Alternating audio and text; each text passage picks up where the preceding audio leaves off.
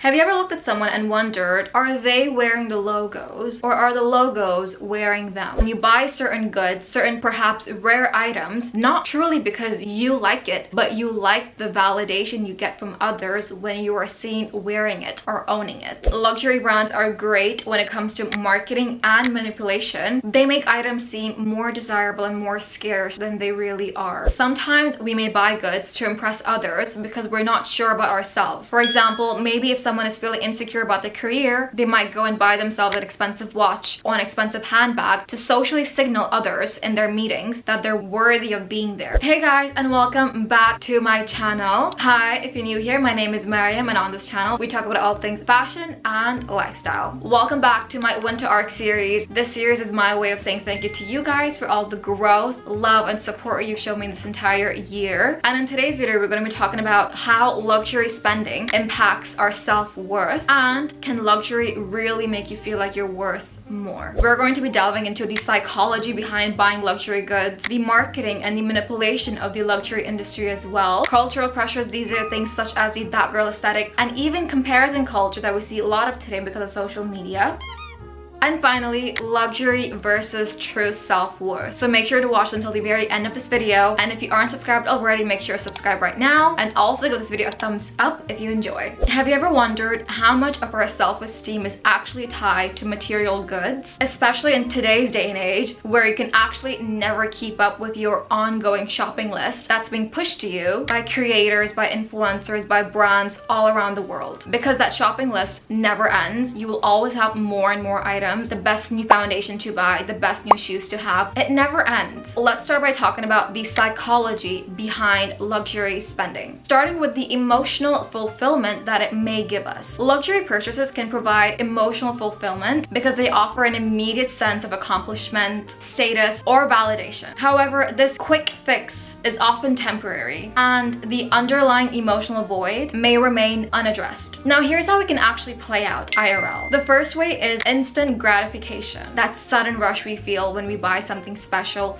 and or expensive. Luxury goods in general are marketed to be a treat or a reward, which can make them feel very appealing when we're going through a hard time. For example, a person might buy a designer bag after a really bad heartbreak to feel empowered or to feel like they have some sort of control over their life. And while that handbag or that designer item might give them that momentary boost of confidence, it's not exactly addressing the main issue, which is the heartbreak. Sometimes people buy luxury goods in the form of compensation for self-doubt. Now, this here can become a really bad habit. When people feel inadequate, luxury goods can serve as a way to project confidence, or success outwardly. The key word here is outwardly. It's not coming from within, it's coming from an external and extrinsic force. For example, someone who may feel insecure about their career might buy expensive shoes or watches to appear more established or worthy during meetings. And another psychological reasoning as to why we buy luxury goods is in the name of self-care or treating ourselves. Now, this is something I actually do myself. However, later on in this video, we're going to really unpack this and see when it can be good for us and when it can be toxic. I mean, especially to females, it's definitely marketed to us to treat ourselves in the form of buying something new. Because self-care equals buying new things. It cannot mean anything else. That's often what the narrative is online. So it's easy to fall into that trap to think that in order to treat ourselves, we have to buy more things. When actually, sometimes self-care doesn't have to mean spending more money. It can also mean a night in with yourself, spending time with your friends or family. You get the idea. Now, there's nothing wrong to buy ourselves things in the name of self-care, but here we're talking about only branding self-care as being something we have to buy, when self-care doesn't necessarily have to be bought at all times. And now, another reason why we buy luxury items is social validation. This is a very interesting topic. It's essentially when you buy certain goods, certain perhaps rare items, not truly because you like it, but you like the validation you get from others when you are seen wearing it or owning it. You're motivated to purchase XYZ item because once you own this item, you gain social validation, which gives you a boost of confidence momentarily, but that is not true confidence. That's you just seeking validation from others, which will never end because it's a toxic cycle. You're constantly want to chase that high and you're constantly constantly want to spend money on things to impress people that you may not even like yourself. For example, buying something super rare like a Supreme X Louis Vuitton purchase, not because you particularly like it, but you love the validation that comes with it, the clout. There are a lot of things wrong with this because you're not showing up authentically, that's number one, and your self-esteem, your sense of self is dependent on literal external beings and items. That there is a recipe for unhappiness. Another motivation for people when it comes to buying luxury goods is that sense of temporary escape that it gives them. Luxury shopping has that ability to act as a distraction from stress, sadness, or boredom, giving you that fleeting sense of accomplishment. We could see a clear example of this during the pandemic when people were so bored of their vanilla days that they were splurging more money on designer goods to feel that extra hit of dopamine. And finally, people think that buying luxury goods will fix them. The "it'll fix me" myth. Oh, I just need one more handbag to make me feel good about myself. I just need another handbag in this special skin so I can feel like a real fashionista. Many people believe that a luxury purchase will solve all their insecurities, all the bad feelings they might be feeling, but that cannot be further from the truth. Let's say someone buys a really fancy car to find better dating prospects. Instead of buying a fancy car, maybe if they worked on themselves, on their self-awareness, on how they show up in relationships, it will help them more than this purchase over here. Now, these were all examples of how we may have different psychological motivations when it comes to buying luxury goods. It's very clear to see there are a lot of psychological factors that come into play when we're thinking about buying a luxury good. Now let's talk more about the dopamine rush, that high feeling we feel after we buy something expensive or something luxurious. The dopamine rush is the temporary high of making a luxury purchase and the emotional crash that can follow. It's a very up and down graph. You have a really high and then it follows up with a really bad crash. That can sometimes lead you to feel worse than you did before, and you're constantly trying to reach that high and you constantly keep on buying more and more, and you constantly just end up feeling worse because the crash gets worse. When we make a luxury purchase, our brains release dopamine, a neurotransmitter associated with pleasure and reward. This creates a high where you feel excited, accomplished, and validated. However, the high is typically short-lived, leading to an emotional crash when the novelty fades or when the reality of spending really starts to sink in. And you might be asking yourself, now that I have bought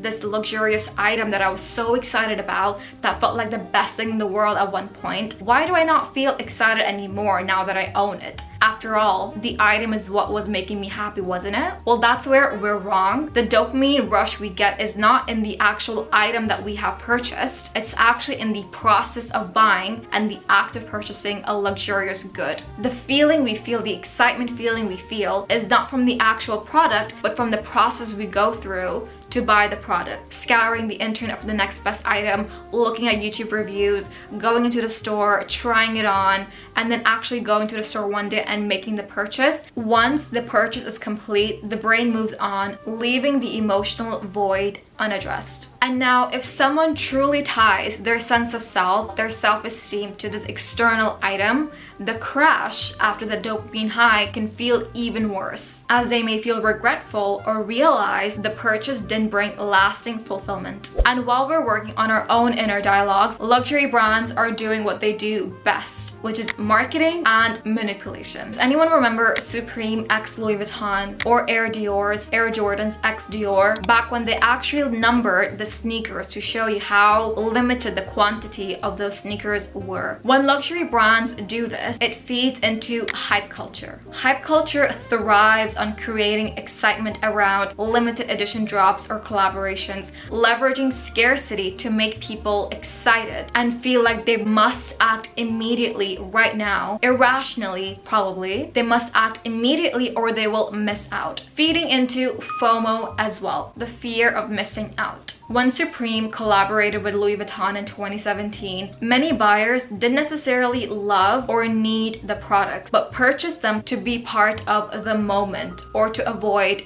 FOMO. Luxury brands are great at creating the illusion of exclusivity. The first brand that comes to mind is Hermes. And now, along with the marketing and the manipulation of the luxury industry, we also have something else at play right now, and that is the cultural pressures. Cultural pressures, things such as has that girl aesthetic, or even the culture of comparison. Social media has a big influence on this, especially with the rise of the it girl or the that girl aesthetic trend. That trend glamorizes a lifestyle where luxury goods, designer bags, sleek outfits, lavish routines with like 20 products for your skincare are portrayed as essential markers of self-worth and success, creating a sense of pressure to conform and to consume. Another thing I want to talk about is how in South Asian communities, luxury spending is often intertwined with the need to showcase status or gain approval from family and society. The number one thing I can think of are our weddings. Family gatherings and social events can become a display of wealth where owning or gifting high-end items,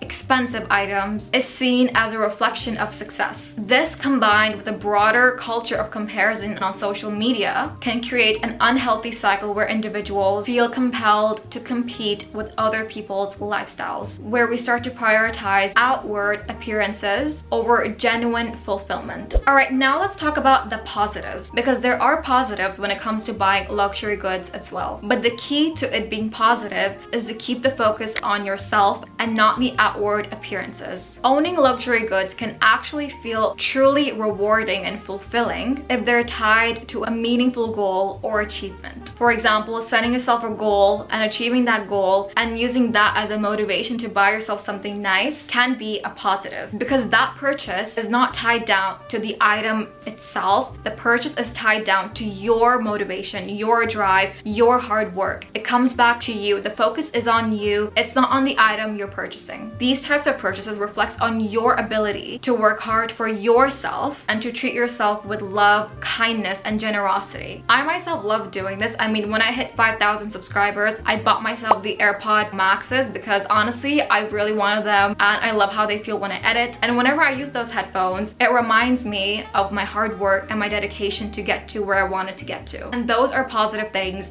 because it only drives you, it only fuels you to do more for yourself because you want to and because you admire how far you've come and you want to do more for yourself. Essentially, the key to making luxurious purchases good is to keep the focus on you rather than letting the item to define or dictate your worth. The purchase should be about fulfilling and impressing yourself and not about how others will view it. To conclude this video, essentially the biggest question we need to ask ourselves when it comes to buying luxury is what our intentions are. My goal for this video wasn't to convince you to cut off luxury spending completely. That's not my goal. My goal is to essentially spark a thought in your mind to ask yourself why you buy luxury goods. Is it really and truly for yourself, or is it to impress others? Alright guys, thank you so much for watching today's video. Let me know your favorite part in the comments down below. Subscribe if you aren't already and give this video a thumbs up if you enjoyed. I love you guys so much, and I'll see you guys next time. Bye!